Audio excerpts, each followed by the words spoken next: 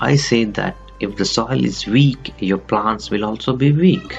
And so it follows that weak plants have a poor production, resulting in losses with low quantity of low quality vegetables. My formula is healthy soil is equal to healthy plants. This means that you need to enrich your soil.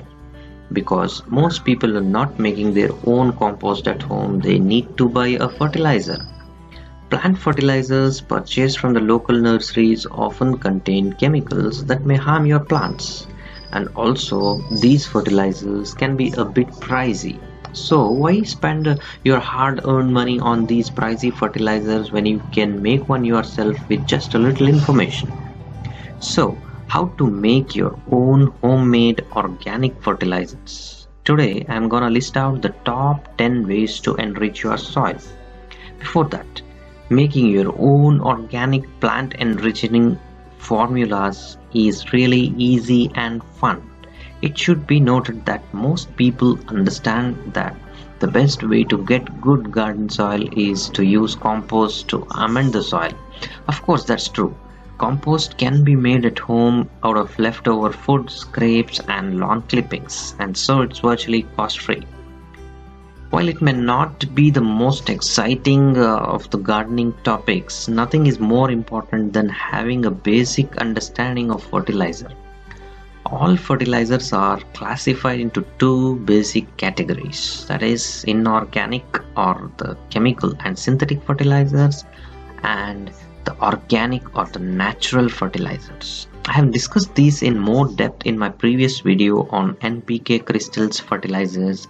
The link is shown in the description, and also perhaps somewhere here in the link is shown towards the top right corner of this video. So coming back to our list of the easy household fertilizers, there are actually quite a few common items found in your kitchen and elsewhere around your house that can be used as a plant fertilizer. The first in the list is aquarium water. Water your plants with the aquarium water taken right out of the tank when cleaning it. Fresh water only, please. Do not use water from a saltwater aquarium. The fish waste makes a great plant fertilizer. The next in the list is bananas. Bananas are not only tasty and healthy for humans, but they also benefit many different plants. When planting roses, bury a banana or just the peel in the hole alongside the rose. As the rose grows, bury bananas or banana peels into the top layer of the soil. That's called the topsoil. I have a separate video explaining what is topsoil and subsoil in detail. You can check out my list. Anyways, both of these approaches will provide the much needed potassium that plants need for proper growth. So bananas mainly provide potassium. Then next is the cooking water. Many different nutrients are released into the water that food is cooked in. Water that is used to boil potatoes, vegetables, eggs and even pasta can be used as a fertilizer. Just remember to let the water cool before applying it to your soil. Then very important one is the eggshells. Eggshells are rich in calcium and contain about 1% nitrogen and about 0.5% phosphoric acid and other trace elements that make them a practical fertilizer. Calcium is an essential plant nutrient which plays a fundamental part in cell manufacture and growth. Most roots must have some calcium at the growing tips to grow effectively. Plant growth removes large quantities of calcium from the soil and hence calcium must be replenished. So this is an ideal way to recycle your eggshells. Simply crush them, powder them and sprinkle them around your garden soil. Next is Epsom salt. 1 tablespoon of Epsom salt can be combined with 1 gallon of water and put into a sprayer and applied once a month directly to the foliage for a quick dose of magnesium and sulfur. Next, coming to wood ash, like from your fireplace. Ashes can be sprinkled onto your soil to supply potassium and calcium carbonate. Don't use ash in areas where you're trying to maintain acid-loving plants. The ashes are alkaline and can increase alkalinity in the soil. Next is the green tea. A weak solution of green tea can be used to water plants every 4 weeks. Use 1 tea bag to 2 gallons of water. Next interesting item is your hair. Have you ever wondered, hair is a good source of nitrogen?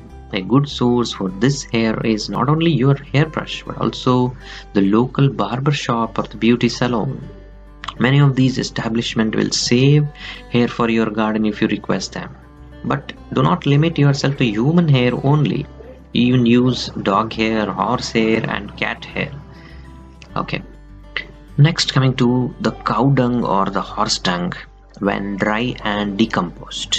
This makes an excellent fertilizer with a high quantity of nitrogen.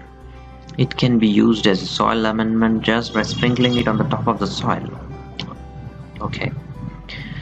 Matches. Next is the old-fashioned easy strike matches are a great source of magnesium. To use this as a fertilizer, simply place the whole match in the hole with the plant or soak the matches in water and then apply. The magnesium will dissolve into water and make an application easier. Then lastly, powdered milk. Powdered milk is not only good for human consumption but also for plants. This source of calcium needs to be mixed in to the soil prior to planting.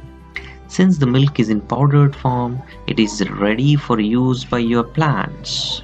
So that's it in this video, friends. See you in the next video. Till then, take care. Please subscribe to our channel. You can do this by clicking on the red subscribe button and then clicking on the notification bell. Then to receive regular notification, click on all.